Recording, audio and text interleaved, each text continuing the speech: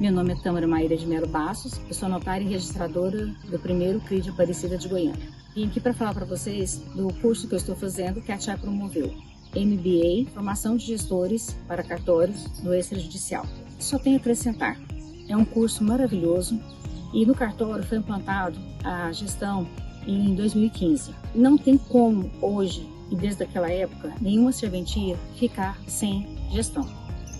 A gestão é para todos, tá? Não só para uma serventia, uma organização e também para nossa vida pessoal.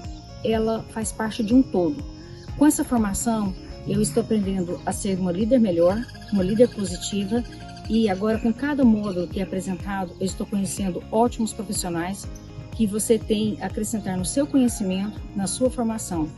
Eu ouvi falar de inteligência emocional em 1999 e estou regressando agora com isso. Eu estou lidando na minha empresa com gerações X, Y, Z e outras que vão vir. É muito importante, com as gerações que você vai passando, claro que tudo muda e é lindo isso na nossa carreira, é lindo isso no direito, é lindo isso na nossa formação pessoal. Essa transformação, esse progresso que vem continuamente e mudando assim radicalmente, é rápido nessa velocidade. E se você não tem esse conhecimento, esse preparo, você é um atraso. Então participe, não deixe nunca de ir atrás de conhecimento e de pessoas que são profissionais nessa área. E mais uma vez, muito obrigada a TCHAI por me dar essa possibilidade, esse conhecimento. Eu sou TCHAI. Boa noite, sejam todos muito bem-vindos a mais uma live de aquecimento para o MBA em Formação de Gestores de Cartórios Extrajudiciais. E hoje a noite é muito especial, nós temos um convidado aqui que é um dos docentes desse MBA, Dr. Maurício Guedes. Seja muito bem-vindo, Maurício. Boa noite, Denise, boa noite a todos que nos assistem aí. Maurício foi muito gentil em compartilhar o conhecimento dele, ele é advogado, né? Trabalha na área trabalhista, tributária, administrativa, civil, tudo em relação aos cartórios extrajudiciais.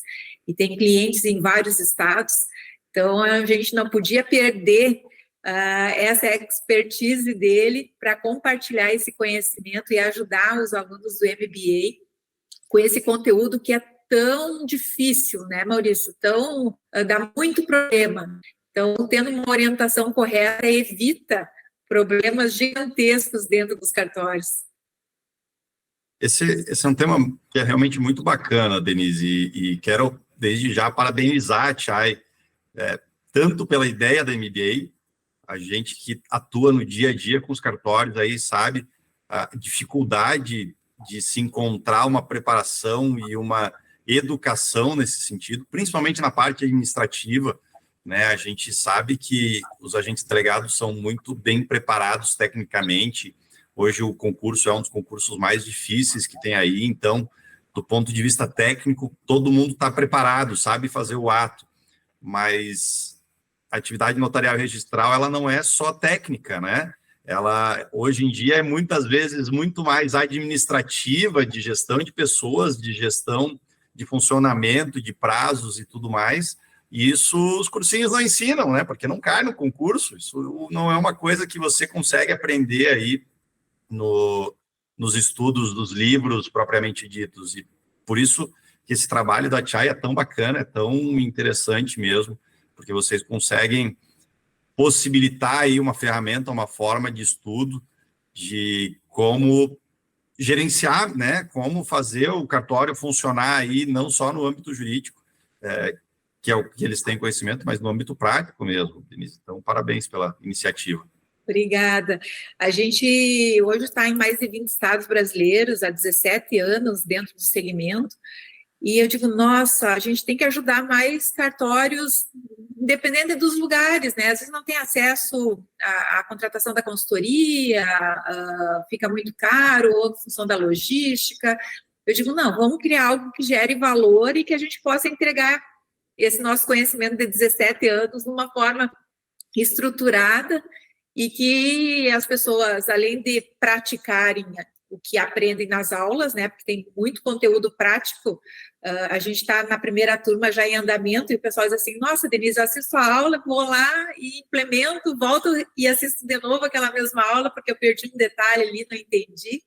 Então, ele está muito prático para ajudar realmente esses profissionais a atuarem no dia a dia do cartório. Além de ser um lugar, quero daqui a uns anos ser um centro de excelência nisso, que o titular possa ir até esse nosso banco de dados de pessoas formadas nesse MBA e contratar gestores para os seus cartórios já prontos, né? Preparados, óbvio que cada lugar é um lugar, precisa adaptar à realidade, mas já está uns 80% aí em andamento. E essa tua aula aí é muito legal para isso. E ainda que cada lugar seja um lugar, claro, hoje a gente ainda fala em diferenças muito grandes de código de normas, né, de aplicação de um lugar para o outro, a gente está em plena discussão aí sobre uma possível criação de um código de normas unificado, que com certeza facilitaria para tudo isso, mas a gestão é gestão, né, a gestão não interessa qual a norma jurídica que vai praticar, vai colocar no ato, o que você vai interpretar ali, essa questão de gestão que vocês trazem, esse know-how que vocês trazem aí, não muda, né? Então, isso é muito bacana e a gente tem a oportunidade de trabalhar com alguns clientes em comum aí, e eu vejo realmente como a qualidade da prestação de serviços deles é muito boa, inclusive para a gente, quando a gente tem que fazer alguma defesa, alguma manifestação, como eles já têm tudo mais organizadinho, mais montadinho, até mais fácil deles gerarem uma documentação ou de eles nos darem todo o caminho do procedimento dentro, o que aconteceu, como que passou, por quem passou, porque fica muito claro, né, para essas pessoas que a gente vê que já tiveram a oportunidade de ter o trabalho de vocês, Denise, e como facilita para nós, advogados, aí, quando a gente tem essa situação para lidar com ela. É muito, muito bacana, acho que é um trabalho complementar bem interessante. Ontem à noite até a gente teve uma aula ao vivo, tirar dúvidas para a turma 1, na área de finanças, e uma das aulas lá é contabilidade, e daí o profissional, o professor que deu a aula, comentou muito isso, a questão de elaborar os dossiês, né, porque daí escreve a história que aconteceu em função daquela nota fiscal, daquela situação diferenciada, porque a equipe muda, se passa muitos anos, eu não lembro mais do detalhe. Então, fazer a documentação, esse dossiê justificando, né, o que é dedutível, não é dedutível, que a discussão era essa naquele momento, gera essa memória, e normalmente o outro professor nosso, o Christian, que é administrador e pró-reitor de uma universidade lá em Curitiba, ele trouxe que, às vezes, 4 anos e meio, a Receita Federal faz a solicitação, então, na véspera de fechar o prazo, né? E às vezes a pessoa não lembra o que foi que aconteceu. Então, essa organização, sim, é fundamental. Foi bom tu tocar nesse assunto, porque a gente também falou muito dessa questão jurídica ontem, né? O que pode, o que não pode, na contratação de uma assessoria jurídica. Então, tudo que for vinculado à atividade do cartório é uma despesa dedutível, né? Então, é importante ter esses profissionais como o Maurício atuando, né, para ajudar nessa caminhada. E até nessa linha ainda de mistura de gestão com jurídico, Denise, é muito interessante a gente ver como realmente uma gestão bem feita, principalmente quando a gente fala em processo e procedimento dentro do cartório, ajuda inclusive a diminuir a chance de problemas de responsabilidade, seja ela, principalmente responsabilidade civil e administrativa aqui, né? Porque as pessoas sabem o que elas têm que fazer, elas sabem qual é o caminho de um título, por exemplo, dentro do registro de imóveis, como que ele vai seguir. Isso tudo diminui a margem de erros, né? Diminui a margem de possibilidade de, em algum momento, o título se perder lá dentro, seja se perder no sentido de prazo para cumprimento de uma exigência, seja realmente, de fato, se perder, né? Então, a gente observa isso, que tem uma redução de demandas ou de chance mesmo de responsabilização nas mais diversas esferas, quando tudo é mais organizadinho, quando tudo tem uma linha, uma ciência de como caminha. Então, é bem bacana esse trabalho, é bem importante como prevenção. O trabalho de gestão, ele é preventivo quanto também a demandas de responsabilidade. Eu sempre fico dizendo, a gestão existe, independente se é boa ou não. Exato. Ela está atuando. Aquela bagunça que às vezes pega os documentos lá, é uma gestão, né? Não, a gestão não é só o excelência, né? A gente tem que buscar a excelência naquilo que faz.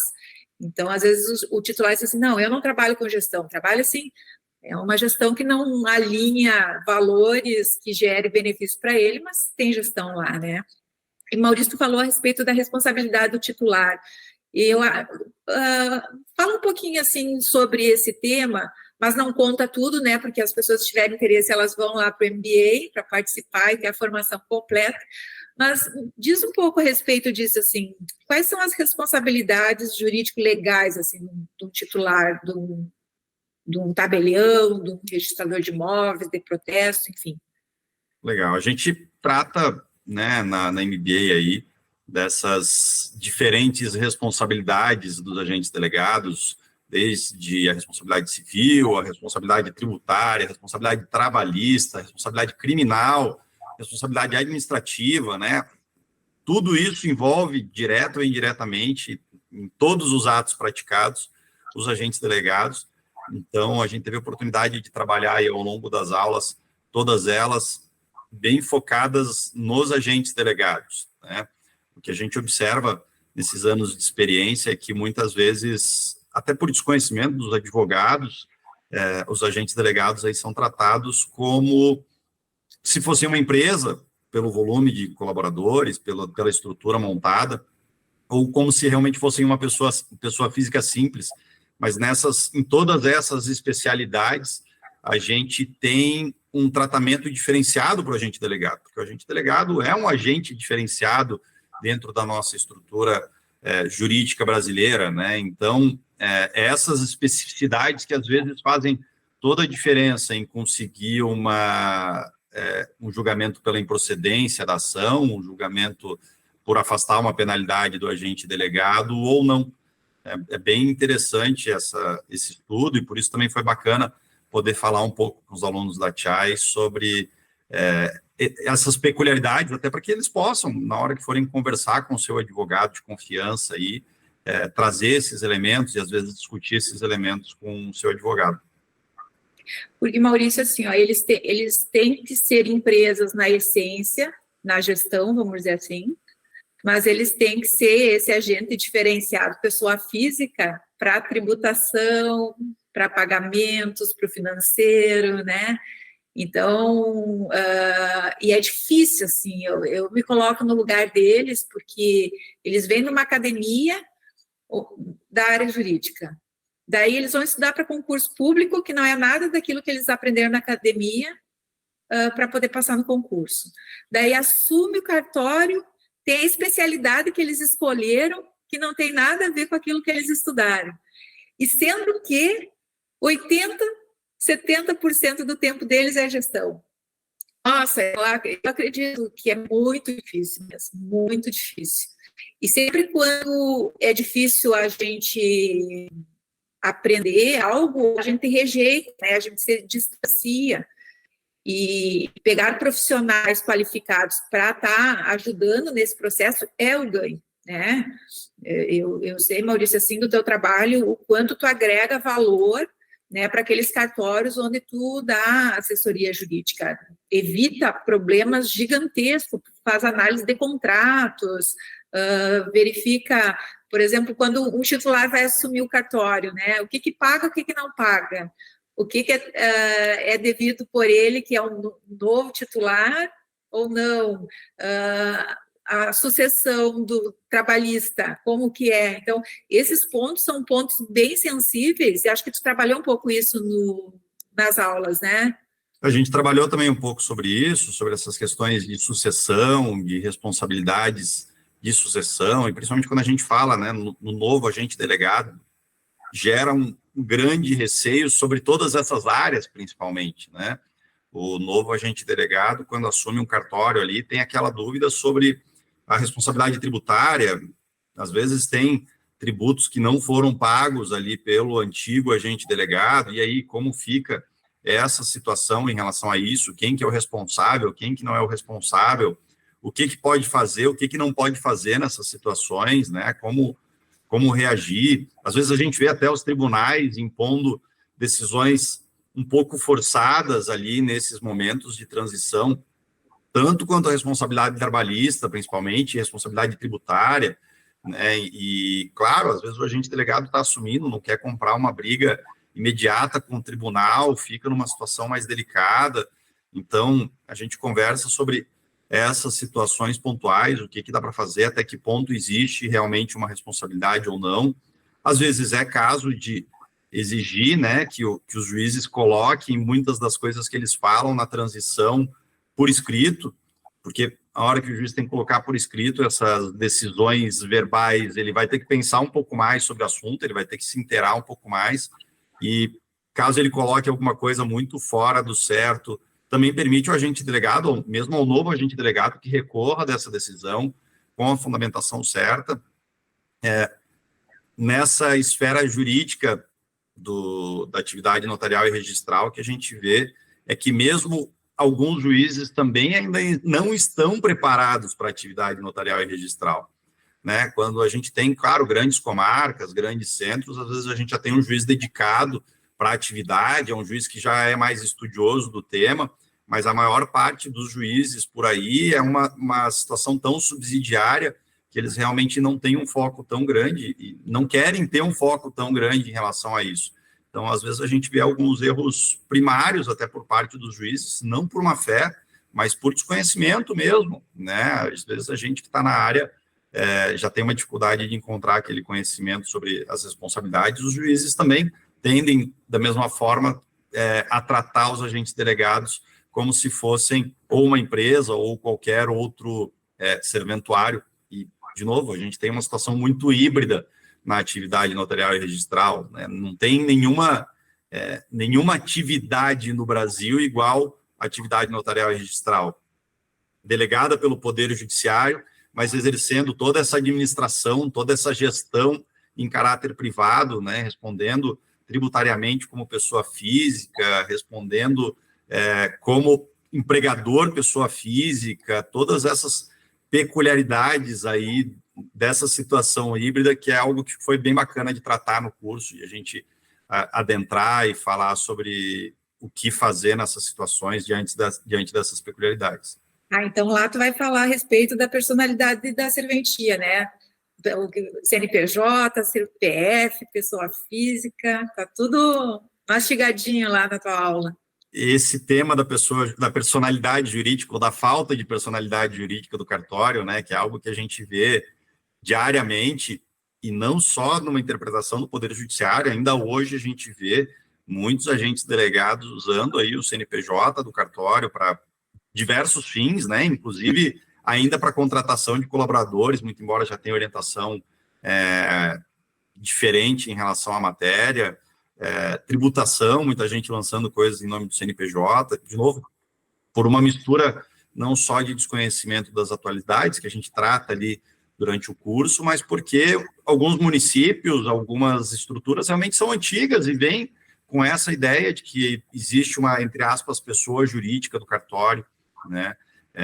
No judiciário, eu brinco, hoje em dia a gente vê muita gente propondo ação ainda ou em nome do cartório ou contra o cartório. E, gente, é jogar no Google, personalidade jurídica cartório, que aparece 800 precedentes dizendo que não tem. Então, a gente também fala um pouco sobre tudo isso aí, sobre essa natureza jurídica, né, da atividade, justamente porque ela é a base da compreensão de todas as responsabilidades, dos tipos de responsabilidade dos agentes delegados. Uhum. E queria que tu falasse um pouquinho a respeito das características, assim, da responsabilidade, tanto administrativa, tributária, até criminal, né? Existe responsabilidade em cima disso. Exatamente, a gente tratou um pouco dessas situações todas, né? Cada uma delas tem algumas especificidades, então no curso a gente aprofunda todos esses conceitos aí, tratando da responsabilidade civil, desde competência, sucessão, ausência de sucessão. Na parte trabalhista, a mesma coisa, né? Essas peculiaridades de contratação, de inscrição em SEI, de pagamento de INSS, a própria tributação do agente delegado, a gente fala um pouco, embora não seja o foco aí, claro, a gente não trata do carnê-leão, mas das obrigações em si do agente delegado, então ficou bem bacana também nesse ponto. Responsabilidade por atos dos colaboradores, isso dos dois pontos de vista, né? A gente sabe que também tem muito escrevente aí participando do curso também, então até onde há o limite da responsabilidade do escrevente por aqueles atos, já que ele cumpre os atos por ordem do agente delegado, ou pelo menos por orientação do agente delegado, até que ponto vai a responsabilidade do agente delegado por esses atos praticados pelos escreventes, principalmente nas hipóteses em que os escreventes descumprem as orientações ou descumprem a determinação. Isso tem aspectos de responsabilidade civil, de direito de regresso, de eventual situação de propositura de ação contra eles, também criminal, a gente aborda essa peculiar situação da responsabilidade criminal do titular pelos atos dos escreventes. Então, ficou bem bacana, deu para a gente tratar de cada um desses temas dentro da sua esfera, para ficar bem claro, para tirar a dúvida de todo mundo, como eu disse, primeiro, para se prevenir, para quando estiver no dia a dia já tomar um cuidado para não incidir nessas hipóteses de responsabilidade ou analisar quais são as situações para afastar a responsabilidade, mas se tiverem alguma demanda que trate disso, para que também consigam conversar com o advogado sobre esses temas. Eu acho bem legal isso que tu está trazendo, porque muitas pessoas que estão ouvindo essa aula de hoje, falando nisso, dá um likezinho aqui na nossa aula para movimentar aí o YouTube, e ela está gravada, então passe o link depois para outras pessoas para assistirem, que vocês acham que possa estar agregando valor. Mas, e sobre as responsabilidades subjetivas? Falaste alguma coisa lá no curso sobre isso? A questão da responsabilidade subjetiva aí do agente delegado, principalmente na responsabilidade civil, foi algo que a gente aproveitou para tratar, né? Teve decisão do STF aí recente sobre o tema, a gente aprofunda um pouco mais essa análise dessa decisão, porque existem interpretações equivocadas sobre a aplicação dela, então a gente aprofunda a análise da decisão do STF, sobre todas as especificidades dela, quais são os conceitos práticos dela e a aplicação dela, tanto do ponto de vista jurisprudencial, quanto na prática mesmo para o agente delegado. E esse acho que é um dos temas bem legais que a gente discute ali durante as aulas, justamente por causa desses equívocos de interpretação que têm sido dados a essa decisão. Não vou falar quais são os equívocos de interpretação aqui, justamente para a gente provocar essa análise. Hoje existe uma tendência de uma análise quase equivocada da decisão em alguns pontos ali. Eu acho que essa análise detalhada dela é algo bem legal de ser feito, bem legal de ser discutido aí, e vale a pena, é uma aula que por si só já quase vale o curso. Maurício, nós fizemos um trabalho muito legal no Paraná. Tu estás em Curitiba, né?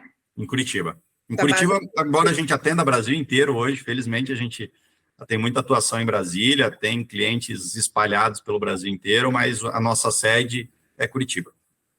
Nós iniciamos um trabalho com os novos titulares que assumiram em dezembro, véspera de Natal, Ano Novo, né? Nós estávamos ajudando eles, porque eles nos contrataram antes de assumir. E a ideia já de fazer toda essa trajetória difícil das tomadas de decisões certas e corretas já quando inicia. Porque tu falasse ali da sucessão trabalhista, né? Às vezes, se toma uma decisão errada nesse momento, para corrigir isso leva muito tempo e gasta muito dinheiro. Então, já fazer a orientação para começar certo e correto. Então, eu acho que com esses apoios, com esses suportes, agrega muito valor. Hoje de manhã até estava conversando com um desses titulares, e ele disse assim, Denise, tu não imagina o quanto foi acertada aquela decisão naquele momento, para que não ocorressem os problemas que estão acontecendo com os colegas que estão reclamando aqui no estado. Então, fazer certo e fazer no início gera muito valor. Então, é a prevenção que tu estava falando, né? É prevenir que os problemas aconteçam, porque eles estão desenhados para acontecer. E essa questão é bem isso que você falou, Denise, é muito interessante, né? Esse momento de transição é um momento muito tenso, é um momento muito complexo, porque envolve realmente N decisões, além da ansiedade. A administração, os processos, mudo de lugar ou não mudo, né? Vou ter receita para pagar tudo isso. E entra todo esse medo, né? Porque, claro, os novos agentes delegados têm lá uma ideia de qual seria a receita, tem uma ideia de qual seria a despesa, com base no que o antigo agente delegado faria. Mas aí, será que eu assumo uma responsabilidade de X mil reais a mais aqui para investir, para montar uma estrutura, vou para um lugar maior, fico num lugar menor? E além da família, né?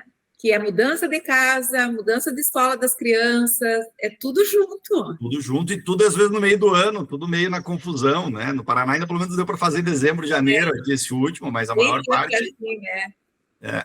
O que também não é bom por um lado e ruim por outro, porque você pega dezembro, janeiro, tá tudo meio fechado. Aqui no Paraná, pelo menos, vai todo mundo para a praia, você não acha ninguém está mais fazendo serviço nenhum. Então, e essa questão do direito trabalhista realmente é uma das dúvidas muito comuns, né?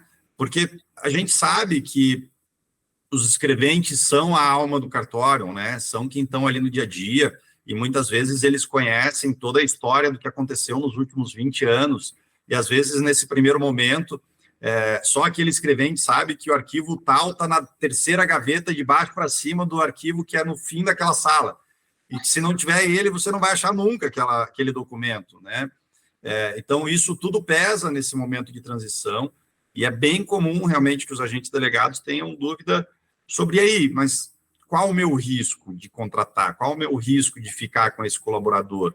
Né? Não só por precisar ou não precisar, qual o risco trabalhista? A gente aborda os vários cenários aqui, né, de mudando de local, não mudando de local, mudando de equipe, ficando com toda a equipe, ficando por um dia, ficando por 1000 dias. A gente fala sobre todas as situações, o que diferencia cada uma delas, porque essa realmente é uma dúvida, Denise, vocês que também acompanham bastante a transição, que surge em 99% das situações. E justamente por isso, porque muitas vezes eles querem ficar com a equipe, né? Mas às vezes, sim, tem lá um colaborador que, justamente porque está há 30 anos no cartório, está ganhando um salário desproporcional com o que ele rende, e aí, posso reduzir o salário? Não posso reduzir o salário, tem que mandar embora, e às vezes são decisões muito difíceis de serem tomadas realmente nesse momento de transição, que geram todas essas dúvidas aí.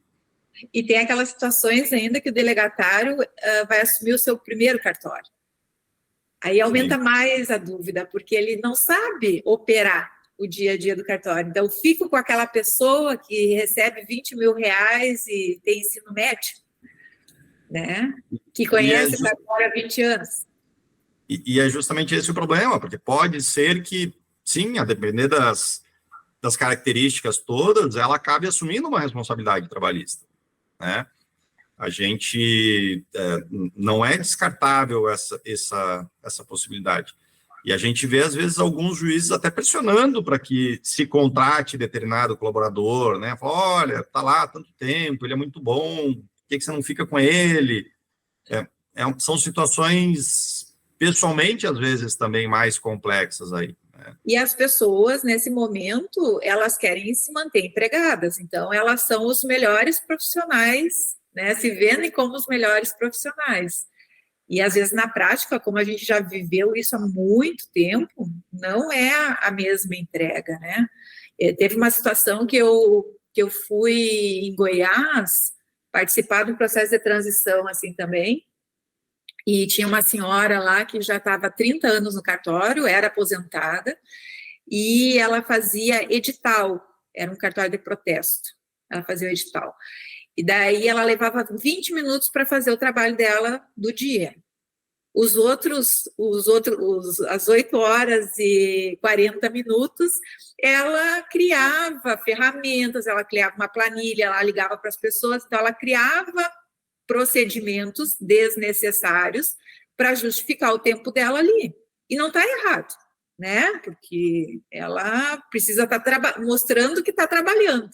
Só que, às vezes, criar processos indevidos e inseguros é um custo muito alto, né? E quanto maior o processo, mais custo tem e menos seguro é.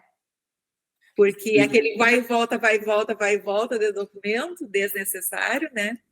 E nesse ponto também é algo que é bacana, né, do nosso trabalho, entre aspas, conjunto, né, Denise? Justamente porque vocês conseguem ficar uns dias dentro do cartório e conseguem já mais ou menos sinalizar, olha, você tem um excesso de colaboradores aqui ou não tem, você não vai precisar contratar todo mundo, eu sei que vocês também auxiliam aí numa análise desse perfil de quem está lá ou quem não está, justamente porque, de fato, essa decisão de quantos colaboradores você vai efetivamente contratar, quais deles você realmente vai precisar ou não, também é uma ferramenta de redução de responsabilidade. Porque só contratar por contratar todo mundo, para tomar essas decisões depois, já atrai uma responsabilidade trabalhista para esse agente delegado, porque ele ficou com essas pessoas, em maior ou menor grau, isso que a gente expõe como reduzir essas possibilidades de responsabilidade trabalhista nas aulas, mas em maior ou menor grau, a continuidade do agente delegado atrai do trabalhador atrai uma possível responsabilidade trabalhista. Por isso que o trabalho de vocês é muito bacana, esse trabalho de transição, eu já consegui aí ter uma análise, de ter uma ideia de onde tem gargalos, onde não tem, ou o que dá para reduzir, pelo know-how de vocês aí, de tantos cartórios que vocês conhecem. A experiência olha, um cartório desse tamanho, ter 40 funcionários é muito, a maioria dos cartórios desse tamanho trabalham com 30, então, olha, aparentemente, sem entrar aqui, parece que tem um excesso de trabalho, de trabalhadores, ou o contrário também, né, olha, está faltando gente aqui, né? Por isso que o prazo está lá em cima, não adianta, né, as pessoas que estão aqui nunca conseguirão dar conta do prazo em função do volume, da quantidade de protocolo que entra, quantidade de escrituras que entram, então a gente consegue balizar, assim, em função dessa expertise. E ajuda na decisão, né? E ajuda. Está falando, e daí é legal também porque eles tiram referência em lugares que a gente já trabalhou e já tinha a situação, e daí confia mais, né, na decisão que vai tomar, e alivia a carga. E, de fato, a gente também tem feito, né, bastante esse trabalho de transição, não só Paraná, mas Brasil afora, e é incrível como tem muito detalhezinho mesmo, e às vezes o detalhe é o que muda completamente em todos os tipos de responsabilidade, em todos os tipos de gestão, de continuidade, né? A gente também fala um pouco nas aulas aí sobre essas responsabilidades administrativas, porque a gente tem muito ato, às vezes, que estava lá com prazo vencido, ou ato irregular praticado pelo antigo agente delegado, então, a própria importância da ata de transição, né, de fazer uma ata bem feita, às vezes está lá naquela ansiedade de assumir de uma vez, e não interessa, me dá o que está aqui que eu vou assumir, mas como é importante marcar bem as responsabilidades, né?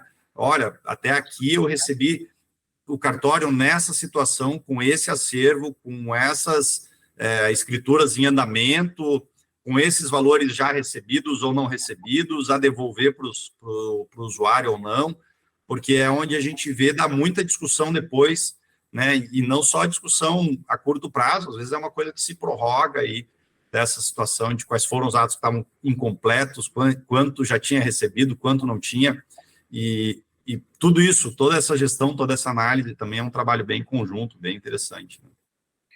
Maurício, eu vou deixar o pessoal com um gostinho de querer mais, né, que eles venham, façam a inscrição para o MBA, para pegar esse conteúdo aprofundado, não só do Maurício como professor, mas de toda a grade, que está muito rica, o pessoal está botando em prática mesmo, está gerando valor, estou gostando do movimento, porque eu sou da ação, né?